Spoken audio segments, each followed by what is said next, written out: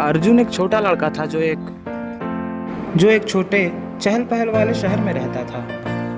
एक दिन अर्जुन को एक प्रॉब्लम हो गई। उसे समय की बिल्कुल भी परवाह नहीं थी। वो हमेशा स्कूल के लिए लेट हो जाया करता था। कई बार उसका स्कूल का ब्रेकफास्ट छूट जाया करता था। उसके दोस्त प्लेग्राउंड में उसका इंतजार करते, पर अर्जुन तब पहुंचता जब खेल लगभग खत्म होने वाला होता था। उसे लगता था समय तो बस यूं ही है, कभी न खत्म होने वाला और बिल्कुल फ्री। इस तरह सोचने से वह छोटे छोटे मुश्किलों में पड़ जाया करता था, पर लगता था वो उनसे कभी सीखता ही नहीं था। उसकी दादी, एक दयालु और बूढ़ी औरत, अक्सर चिंता करती थीं कि अर्जुन अपना कीमती वक्त बर्बाद कर रहा है। वो उसे महान लोगों की कहानियां सुनाती थी, जो हर सेकंड की कीमत समझते थे कि कैसे समय एक बार चला जाए तो वापस नहीं आता।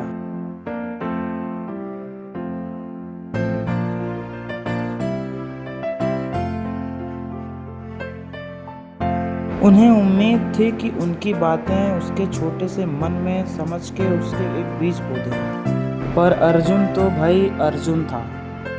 वो एक कान से सुनता और बातें अंदर जाती थी और फिर दूसरे कान से बाहर निकाल देता। उसे यकीन था कि उसके पास दुनिया का सारा समय है। दादी धीरे से आह भरती उसे खेलते हुए भागते देखकर।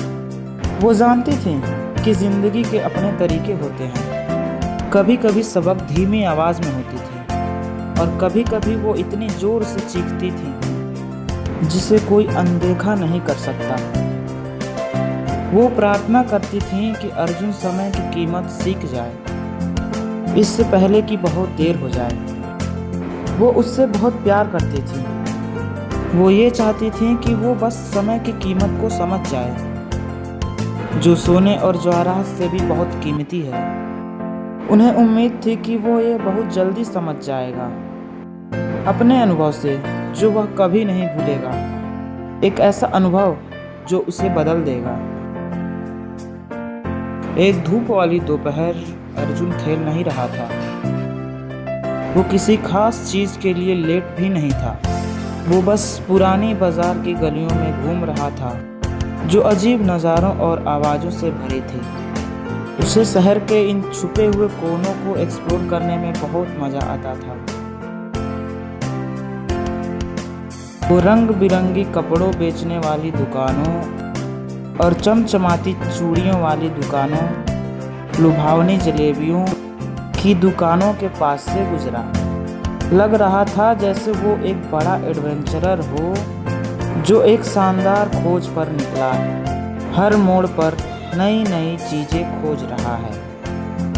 उसने एक ऐसी दुकान देखी जिस पर उसे पहले कभी ध्यान नहीं था, जो एक शांत बुक स्टोर की दुकान के पीछे छुपी हुई थी। दुकान बहुत पुरानी लग रही थी, लगभग प्राचीन। धूल ने उसकी छोटी मैली खिड़की को ढक रखा था, पर एक फीका सा साइन लटका हुआ था जिस पर अजीब निशान बने हुए थे।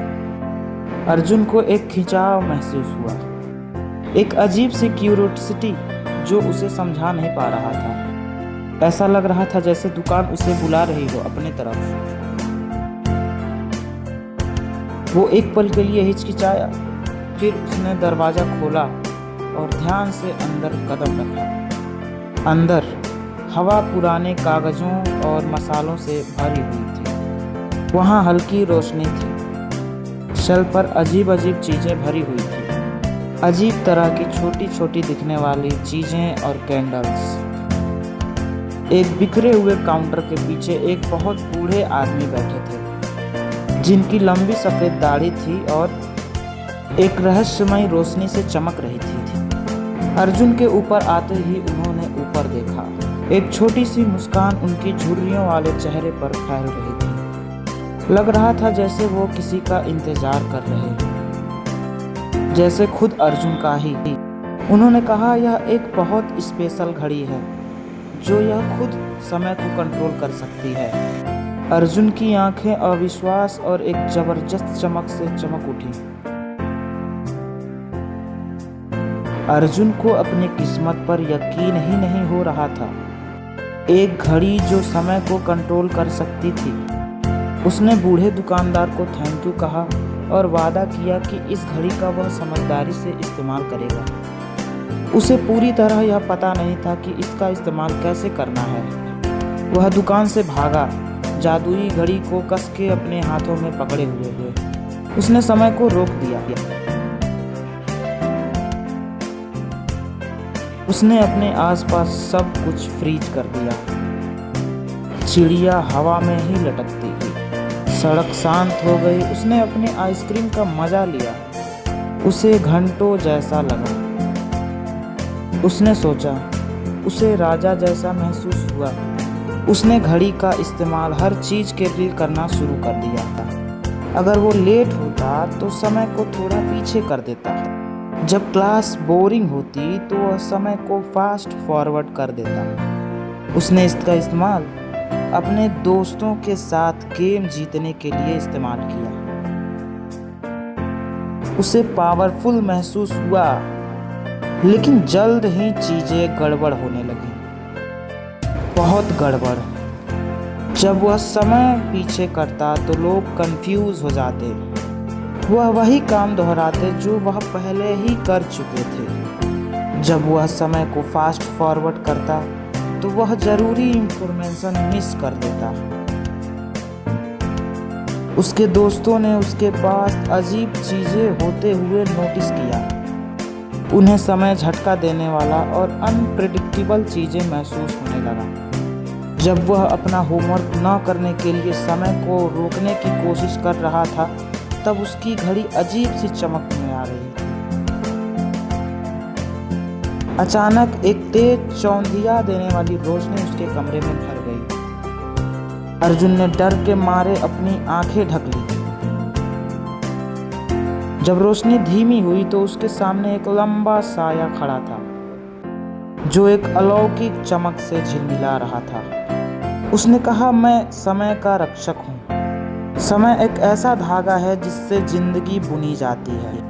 यह मनोरंजन के लिए कोई खिलौना नहीं है।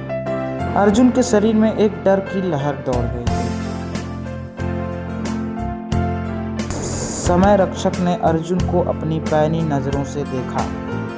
उसकी नजरों में धुंध और निराशा थी। उन्होंने कहा, समय एक पवित्र तोहफा है। ये तुम्हारे मनोरंजन के लिए कोई खिलौना नहीं है। हर समय कीमती है। अस्तित्व के इस विशाल ताने बाने में वह रोता रहा।